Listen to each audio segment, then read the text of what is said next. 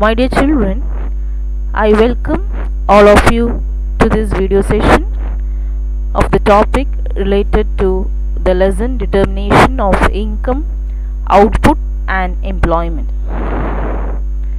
So far we have discussed about the two approaches for the determination of the equilibrium level of output. Which are the two approaches? Yes, the first one is AS equals AD approach and the second one is S equals I approach. So the first one is aggregate supply equals aggregate demand approach and the second one is S equals I, savings equals investment approach. So these are the two main approaches for the determination of the equilibrium level of income, employment and output. And in the first approach we know that how the equilibrium is attained, that is when aggregate demand equals aggregate supply, we can attain equilibrium in the first approach. What is aggregate demand should equal to aggregate supply, then the equilibrium can be attained. And which are the three conditions mentioned here? The first condition is full employment, the second one is underemployment and the third one is over full employment conditions. So these are the conditions where the equilibrium can be attained. And in this diagram we can see the equilibrium level of income is determined at the point where the aggregate demand curve intersects the aggregate supply curve.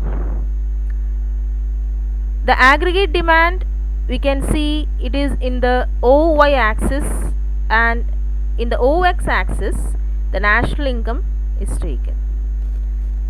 So AD equals here Y or AD equals AS.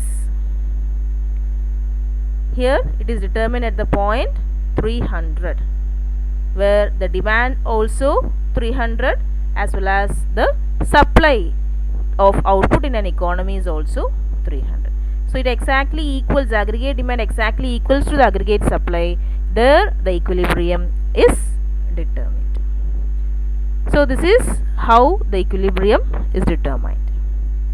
Now we will discuss about the adjustment mechanism. What happens when aggregate supply is greater than aggregate demand, or what happens when aggregate demand is greater than aggregate supply. First we will discuss about the aggregate demand is greater than aggregate supply. What it means, aggregate demand is greater than aggregate supply means, that is whatever the output is supplied in an economy, the aggregate demand is more than the supply. See, in this diagram we can see the aggregate supply is greater than aggregate demand. Now we are discussing about the aggregate demand is greater than aggregate supply. So both the situations are the what in contrary to the other. Here we can see if the aggregate demand is greater than aggregate supply, what happens?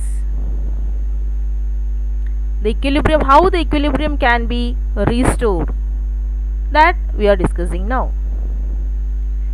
When aggregate demand is greater than aggregate supply, then it implies a situation where the total demand for goods and services is more than the total supply of goods and services.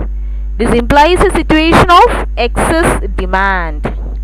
Due to the excess demand, the producers draw down their inventory and increases the production. So the increase in production requires hiring more factors of production. So what all the labors are in excess, we will use all the inventories as well as all the laborers for our production to meet the increasing demands of our economy.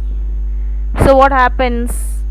Obviously, it leads to increases in the supply of the goods and services, and it leads to increases in the income also, employment level also, income also.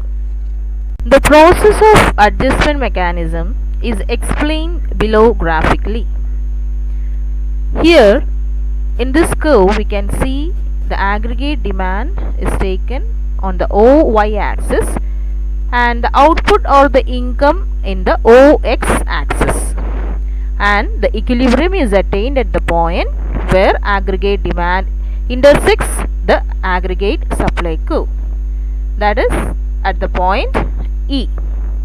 Let us suppose that the equilibrium is operating at a situation where the aggregate demand exceeds the aggregate supply.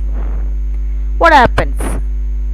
That is Ty dash is, here we can see the output Ty. It is represents the aggregate demand of the output by the economy, but the aggregate supply is only of Ny dash. Hence, the economy is facing excess demand equivalent to Tn. Due to excess demand, the producers draw down their inventories and hire more factors of production, and this results in an increases in the production and employment. The income, output and employment will continue to increase till the equilibrium can be restored again. So this is the condition where the aggregate demand is greater than the aggregate supply. So what happens? It rises until all the excess demand is wiped out, because we can meet now the excess demand by increasing our output with the laborers, inventories and all factors of production. So the equilibrium can be restored again. So this is the manner how we will restore the equilibrium when the aggregate demand is greater than the aggregate supply, or the aggregate demand is less than the aggregate supply. So I hope this is clear for you. Thank you, children.